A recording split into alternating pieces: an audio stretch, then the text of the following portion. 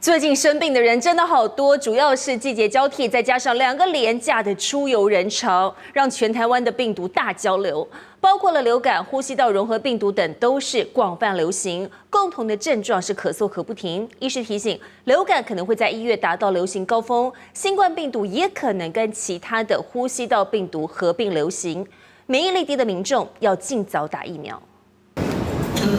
医院候诊间，大小朋友不时酷扫。秋冬季节交替，温差大，中秋和国庆连假人潮大交流，助攻6大病毒同时发威。疾管署统计，10月4号到11号类流感就诊人数高达11.210万人，包括新冠肺炎、流感、腺病毒、RSV 病毒、肺炎链球菌、人类间质肺炎病毒。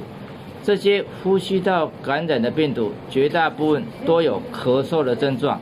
秋冬6大病毒最典型症状都是咳嗽咳不停，被封为小孩杀手的 HMPV 人类间质肺炎病毒，目前还没有特效药可以治疗，只能等免疫产生抗体后才能恢复健康。医生提醒，5岁以下婴幼儿得格外当心。如果感染的人类间质肺炎病毒，会导致我们的下呼吸道发生感染。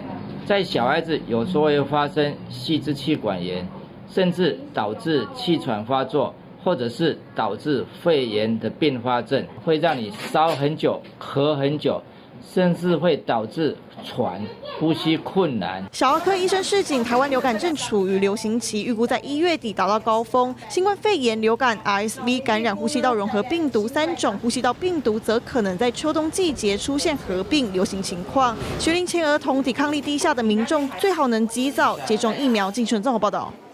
立刻下载镜新闻 App， 一手掌握新闻时事，尽善尽美，尽好新闻。